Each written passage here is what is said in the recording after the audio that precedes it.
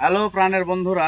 তো আজকে আমরা কিন্তু এই রডটা প্লেস করব। আপনারা জানেন যে আমি ডিজাইনের সঙ্গে মিলিয়ে রড প্লেস করে দেখে একদম প্র্যাকটিক্যাল।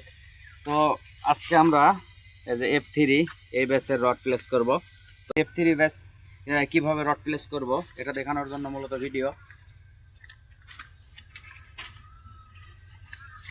এই যে আমি চলে আসছি ফুটিং শিডিউলে। প্রত্যেকটা ডিজাইন এরকম থাকে।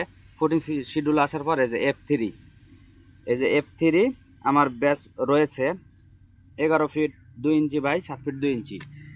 তো এই ব্যাসের রড প্লেস করা হয়েছে এই যে দেখতে পাচ্ছেন লং রিবার বটম বার অর্থাৎ নিচের রড, এই যে 4.5 সিসি অর্থাৎ 4.5 ইঞ্চি, আর শর্ট রিবার এটা রয়েছে 16 মিলি 6 ইঞ্চি পরপর, এই যে দেখতে পাচ্ছেন।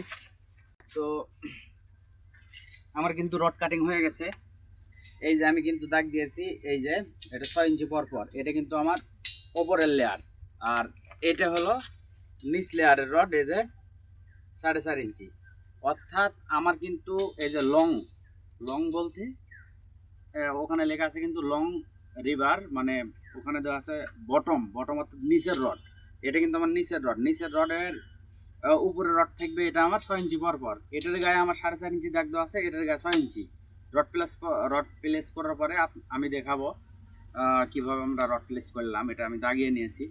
তো নেক্সট ভিডিও অবশ্যই দেখতে হবে, আর না বুঝতে পারলে নেক্সট ভিডিওতে কিন্তু পুরোটাই আরও ভালোভাবে বুঝতে পারবেন। আসসালামু আলাইকুম, নেক্সট ভিডিওতে দেখা হচ্ছে।